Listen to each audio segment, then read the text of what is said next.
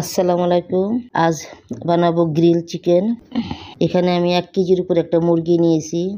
এভাবে মুরগিটা আমি একদম কেটে নেব, একটু ছুরি দিয়ে একটু কেটে নেব, তাহলে মশলাটা যে মুরগিতে লাগবে। এখানে আমি 3 টেবিল চামচ পেঁয়াজ বাটা দিয়েছি, 1 টেবিল চামচ রসুন বাটা দিয়েছি, 1 টেবিল চামচ আদা বাটা, 1 টেবিল চামচ অরেঞ্জ জেলিটা নিয়েছি, 1 চা চামচ আমি লাল মরিচের গুঁড়া নিয়েছি, 1 চা চামচ এখানে আমি ধনিয়ার গুঁড়া নিয়েছি, 1 চা চামচের থেকে একটু কম আমি ফুড কালারটা নিয়েছি।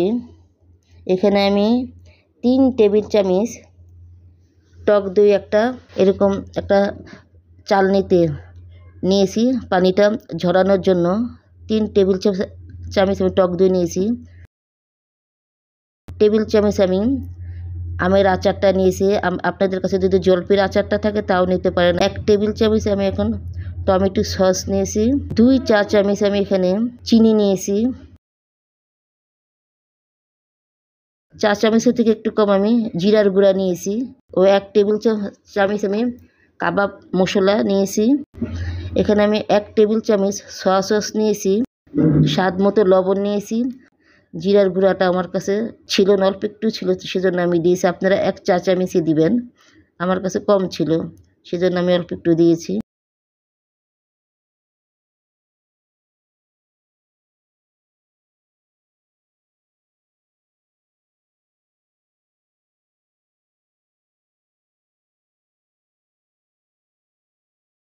এক টেবিল চামচ এখানে আমি লেবুর রসটা নিয়েছি, লেবুর রসটা দিয়েছি, এখানে চিপে নিয়েছিলাম।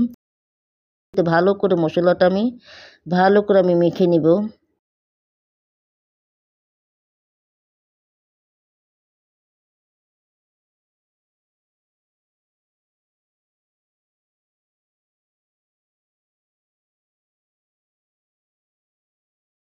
মেখে নিয়ে পরে আমি 2 ঘন্টার জন্য এটা আমি রেখে দেব। 2 ঘন্টা পরে আমি রান্না করব।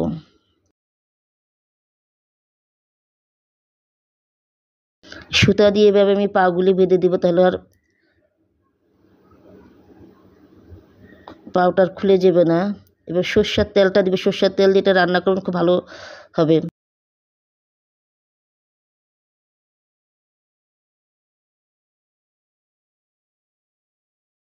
এভাবে আমি এপুট উপুট করে আমি এটা ভেজে নেব। একটু সময় নিয়ে একটু ভাজতে হবে। আমি একটু ঢাকনাটা দিয়ে দিলাম, এপিট উপিট করে হালকা একটু ভেজে ঢাকনাটা দিয়ে দিলাম। আমি কিন্তু এভাবে ব্রাশ করছি, তখন ক্যামেরাটা আমার বন্ধ ছিল। যখন আমি এপিট উপিট করে ভেজেছি তখন আমি কিন্তু আবারও মশলাগুলো আমি এভাবে মুরগির গায়ে লাগিয়ে দিয়েছি, কিন্তু আমার ক্যামেরাটা বন্ধ ছিল, ওই পার্টটা আমার ভিডিও হয় না। কিন্তু পরে আমি আবার করছি, আর আগেও আমি এভাবে আমি মশলাটা লাগিয়েছি। আমি এখানে একটু যে মশলাটা আমি মুরগিটা মেখেছি, ওই মশলাটা আমি ফেলে দেবো না। মশলাটা আমি সামান্য পরিমাণে একটু সরষের তেল দিয়ে একটু গরম করে তারপর আমি এই সরষের তেলগুলি আমি একটু ঢেলে দিয়েছি। আর এই প্লেট আমি একটু পানি দিয়ে, মশলা লেগে আসলে পানি দিয়ে একটু দিয়ে দিলাম। একটু ঘন হয়ে আসবে, মশলাটা কাঁচা গন্ধ বলবে না, তখন এটাতে আমি 4 টেবিল চামচ আমি টমেটো সস দিয়েছি। ভালো করে যখন আরেকটু শুকিয়ে আসবে তখন সসটা নামিয়ে নেব। গ্রিল চিকেনের সাথে সসটা খেতে কিন্তু অনেক মজা। আপনারা এভাবে বানিয়ে খাবেন, খেতে খুব মজা। কিন্তু এভাবে রুটি দিয়ে বা নান দিয়ে খেতে অনেক মজা। আপনারা এভাবে খাবেন।